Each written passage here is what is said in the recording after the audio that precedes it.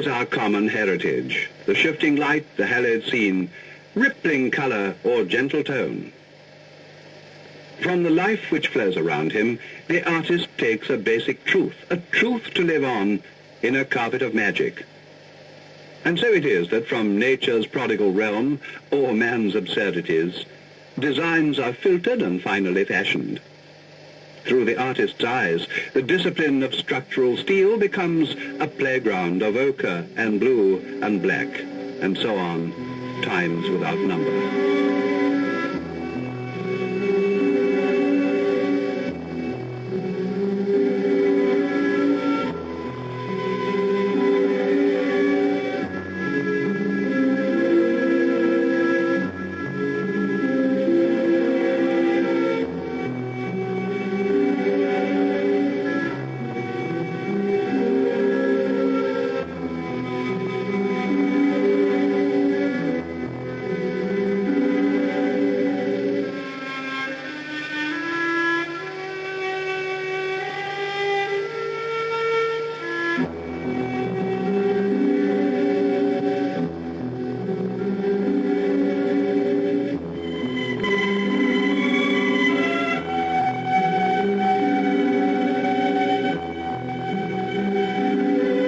A gentle magic of the fabulous blending of skills, both ancient and modern, from which are produced the highest quality carpets for today, tomorrow, and the future, stemming from the abstract designs or the clear-cut representational patterns of the carpet designer.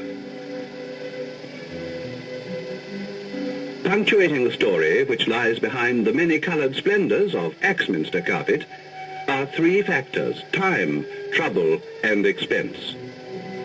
Starting from an original design, either the product of internationally famous design artists or perhaps the creations of the staff man, the task is to select a design which, although exploiting almost unlimited colour combinations, can yet provide a lasting background to modern furnishings and life as we live it. First, as we have seen, comes the free design of the artist, which will be translated by a proven technique into a design for the weaver.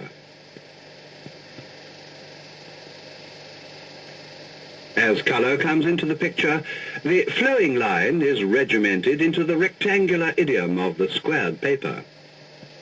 Each square represents one tuft of wool in the woven carpet. Designers have great freedom of hue, for if yarn of the exact colour is not in stock as a standard, then the dyer produces a batch matched exactly to a colour strip. The colour used for each square is recorded on the colour strip at the time of painting, and it will always accompany the square design as it goes on its travels.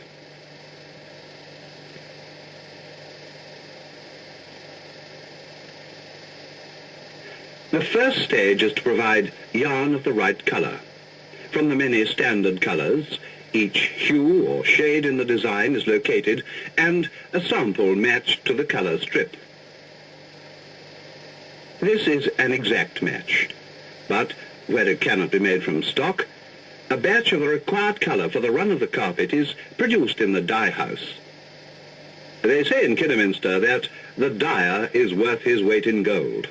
He must always dye to a standard. Even with his skill, he does not entirely trust his eye to remain free from colour bias, so he tends to under-dye, dry, examine, and to dye again, until the exact colour is achieved. From these few basic aniline powders, the dyer can make up the full spectrum of colour called for. The wool dyed to an exact formula in vats of stainless steel. The yarn is dyed for a time, then taken out for checking, sample against control, to be replaced for another dip in the dye.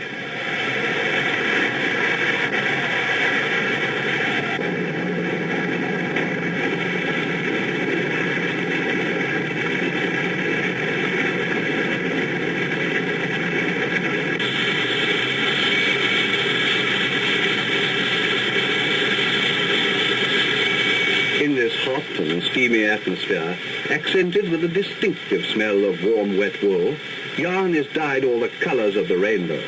But first, every ounce is scoured as natural oil and grease would prevent the even dyeing of the wool.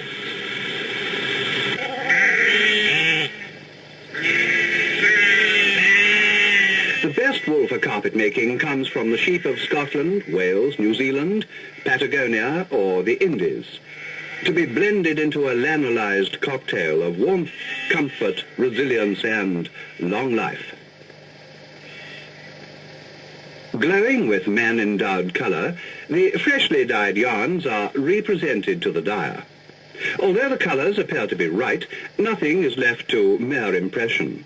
Under controlled conditions, a sample of the yarn is made up and closely compared with the standard. At the end of the dyeing process, the colour match is perfect. So the batch of yarn can be sent on to the loaded bins of the yarn rooms.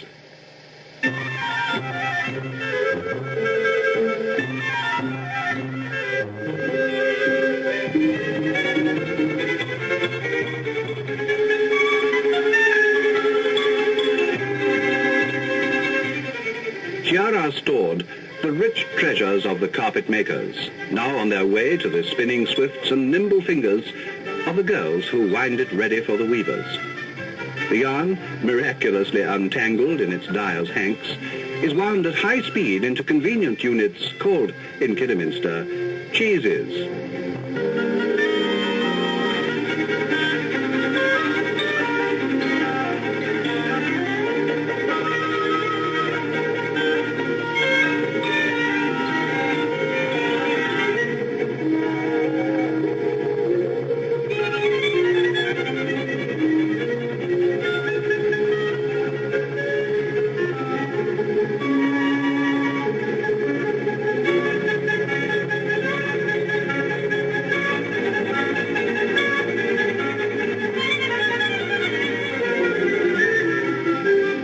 From these racks the cheeses are drawn, from which will be wound the multicoloured spools of the Axminsters. The cheeses are assembled in the colours called for in the design on setting frames, of which there are very many in this modern carpet factory. These are typical spools.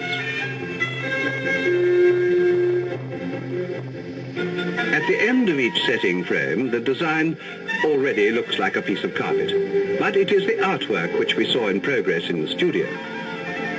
Each line across the design will be transferred to individual spools, each square at this point representing a thread of a particular colour.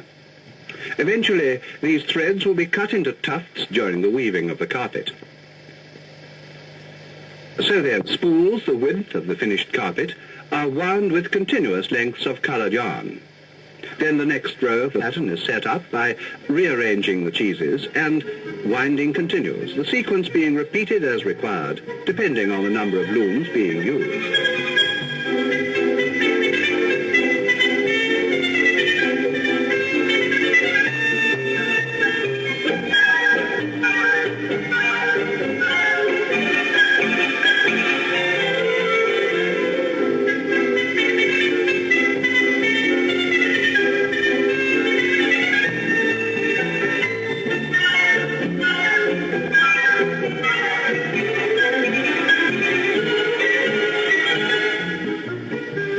When the spool is filled, the threads are cut across, leaving the spool with a multicoloured fringe. Now, each of these ends becomes important. The spool is line 66 of the pattern. Every thread on the spool has now been automatically threaded through its individual guide tube, and they're ready to go on to the looms.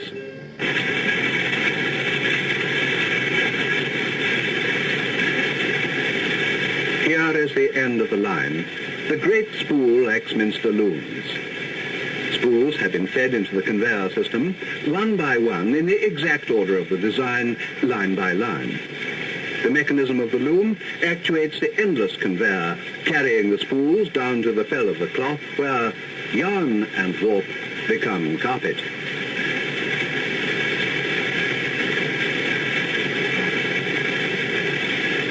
The spools from above, the jute and cotton base materials for the back.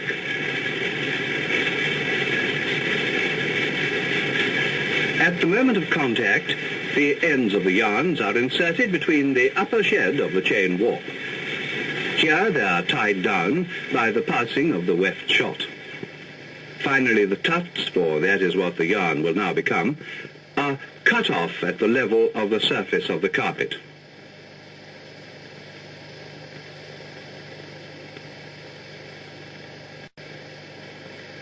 This action is repeated for each line of the carpet, the spool and its carriage being replaced on the chain conveyor as the next spool comes down into position.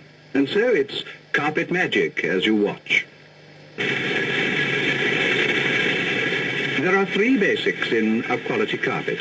Firstly, the pile, made of wool, perhaps reinforced with a small percentage of nylon. Secondly, the backing, well, that's made from jute and cotton. And lastly, the quality.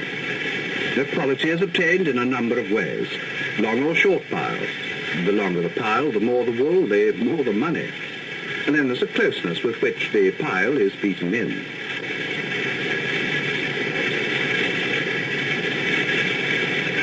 And then again, the wool itself can be blended with expensive or cheaper man-made fibers. Complete flexibility, then, to the hand of the designer and to the weaver.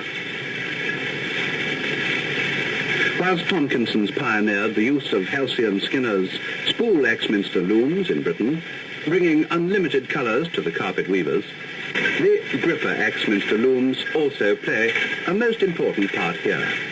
The yarns are led from the bobbins in these racks to the loom and the yarn carriers.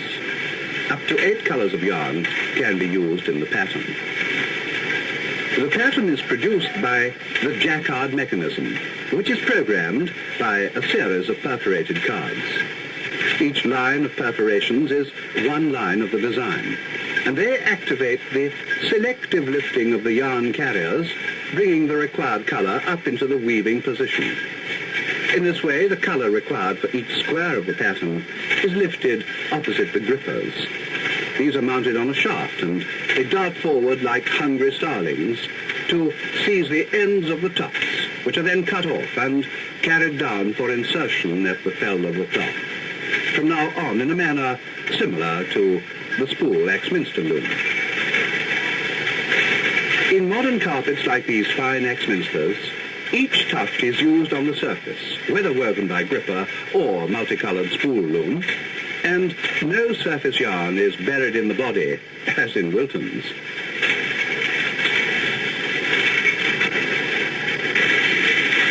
The differential lifting of the yarn carriers by the jacquard mechanism can clearly be seen here. An extremely wide range of charming and attractive patterns are produced from the 8 basic colours, as we shall see.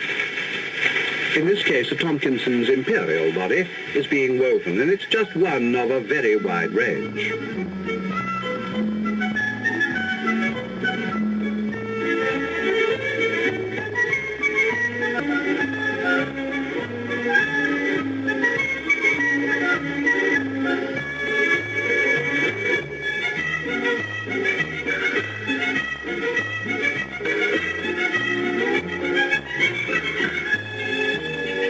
And now, by the use of revolutionary new machines and advanced techniques, Tomkinsons bring the pleasure of carpet to people for whom until now it has been a little out of reach. It is the latex-bonded Ludlow carpet, which can be made from natural or man-made fibers of every type.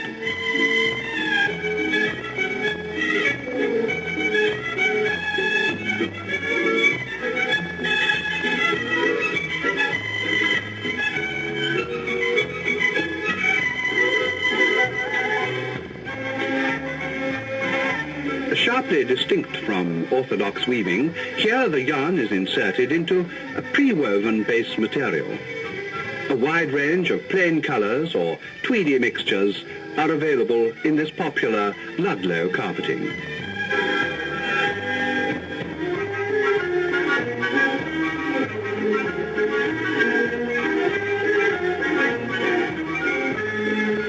But for most of us, the excellent quality of broadloom spool Axminster, with its unlimited range of generous, warm and glowing designs, remains our first choice.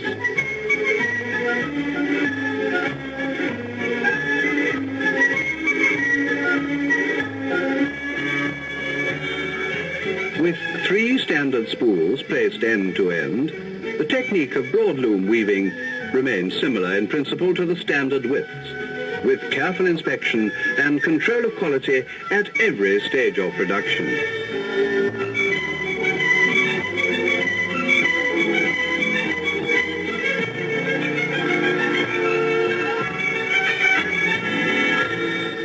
A background of university and technical research has evolved practical methods of testing the standard of production at every stage.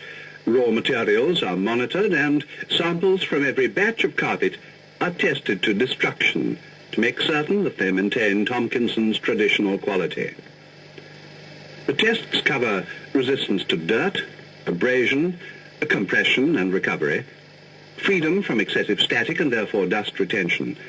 These and many other factors are carefully assessed in an almost clinical atmosphere.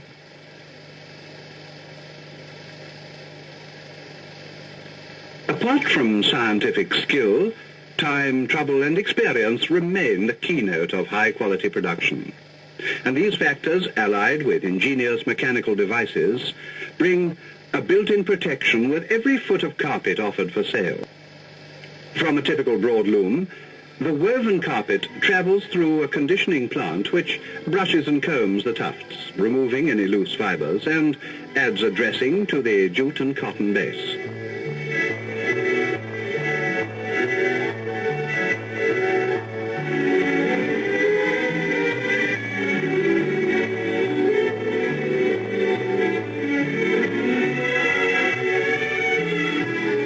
Superlatively woven, the carpet now passes through a cropping machine, where any high-quality tuft, a little more proud than its neighbours, is reduced to comfortable anonymity.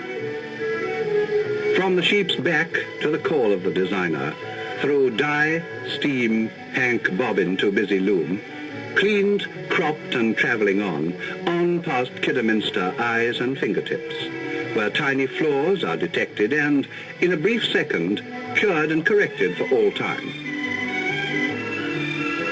Through this department pass the carpets before they are released to the world. Carpets and rugs of every texture and hue.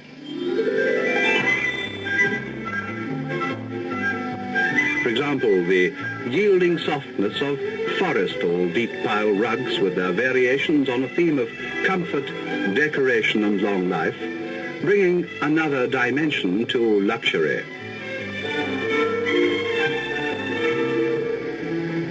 From here, carpets of every colour, shape and size flow in a broad river of luxury in an infinite number of designs carried out in unlimited colour.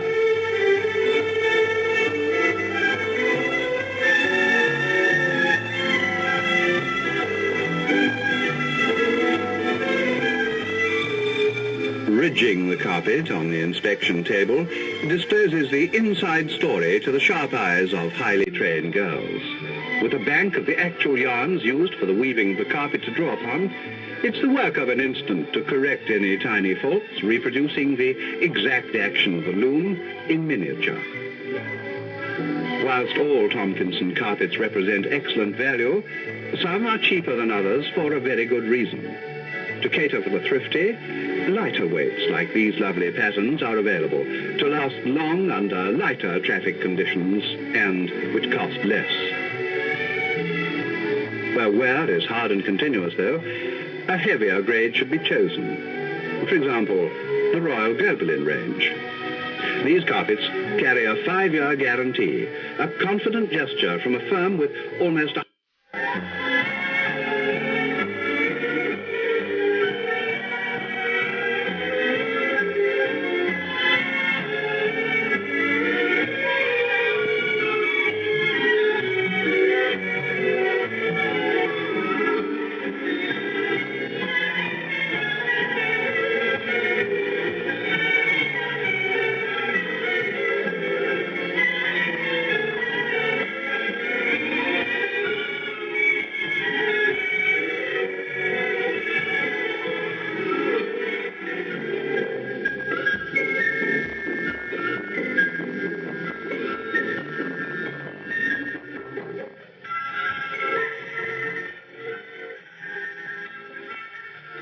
In this day and age of startling scientific revelation, Tomkinsons are still abreast of all the developments in all the fibres in the service of man.